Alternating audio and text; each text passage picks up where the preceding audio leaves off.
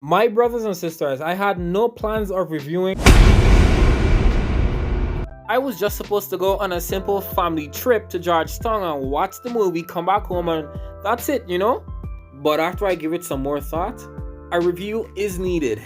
So without further ado, here's the review of. Why does that keep happening? Anyways, what made me want to do a review of this movie? Is it because I'm copying other YouTubers' thumbnails about this movie? Yes, but that's only part of the reason. The main reason is because this whole movie just felt like a dream. I have 2 books that I have been documenting my dreams in ever since I was 15 years old to now, with the latest entry being this year's 16th of July. But what was done to make the movie feel dreamlike? Well, I'll talk about that when I list the pros. Now the plot is pretty simple to follow. OJ and Emerald Haywood are in a business where they train horses to be featured in Hollywood commercials and movies. Now with the recent death of their father, OJ is now left to be the lead of the business. Now they still train horses to be featured in these things, but now it's a bit sophisticated because the companies now in Hollywood would now rather prefer to have a CGI stand-in for the horse in their films and commercials instead of having the actual horse featured in their films. They just use the real horse right now as a reference. Now everything seems to be going fine and dandy until they realize that people and horses are missing without a trace. They're having frequent blackouts and they're also hearing a monstrous howl within the clouds. Now with that, I segue immediately into the pros. There are so many things I love about this movie, and there's only so much I can mention in this one video without making it so long.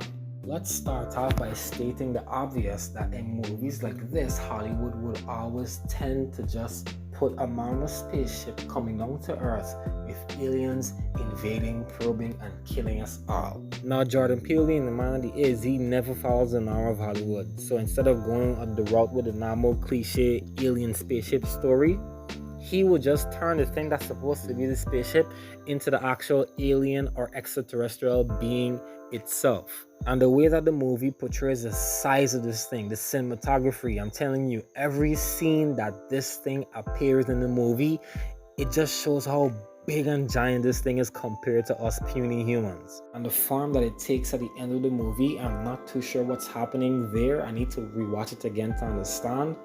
But it takes like an angelic cloth looking thing, and it's just floating majestically in the air. It just looks so good.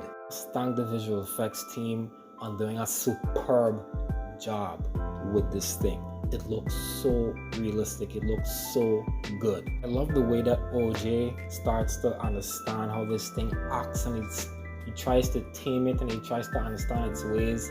Then he develops a way to kill it, and he teams up with his sister and some other persons to just kill it. Like I said, it's angelic to look at.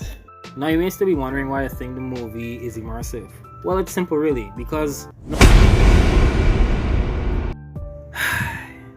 was shot using IMAX cameras. Now Jordan Peele made a very bold decision in using IMAX cameras for some of his shots in this movie.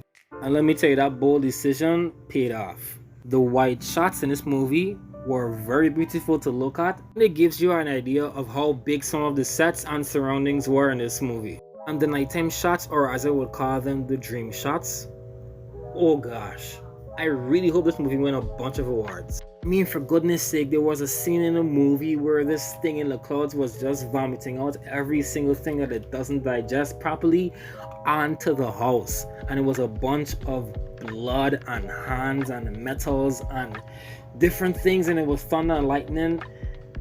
It was a good scene. Another awesome scene was when OJ was pulling up with his truck, and he opened the door and he looked up in the sky and he was staring right at it. Oh gosh, this movie was just shot so beautiful. Now there's one thing else that I need to mention that kind of is a serious issue. Now that is the chimp Gordy. Now for the longest while watching this movie, I was pondering to myself, what significance does this monkey have in this movie?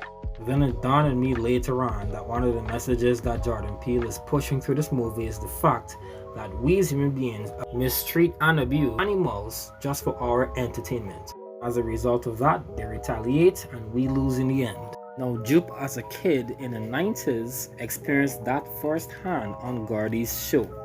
And as an adult, he still did not learn from that one mistake, so he actually started to abuse another animal or a thing, which is the thing in the clouds. Jupe actually realized that this thing existed long before OJ and his sister, and he was using it as an attraction for his show. That's why he was buying all the horses from all the ranches around, including OJ and M's ranch. He would feed the horses to this thing, which would make it appear in the clouds so that it would be a major attraction for his show. But later on, it actually killed all of them, including him. Now, I'm not going to sugarcoat a thing. This is the final verdict. There are no cons right here. This movie is perfect for me. A perfect 5 out of 5. This is my opinion, of course. And I don't care what anybody else think. This movie is a perfect 5 out of 5 for me. I mean, look, come on. Emerald did the freaking Akira slide at the ending of the movie. It doesn't get any better than that. Now, I know you just finished watching a spoiler review of the movie, but believe me, I did not spoil 100% of the movie. There's so many things I left out just so that I want you to go to the theater and experience everything for yourself. This movie is awesome. Jordan Peele did an awesome directing job, all the actors and actresses, the scenery that it went to. Man, look, I just really love this movie. No, I'm done.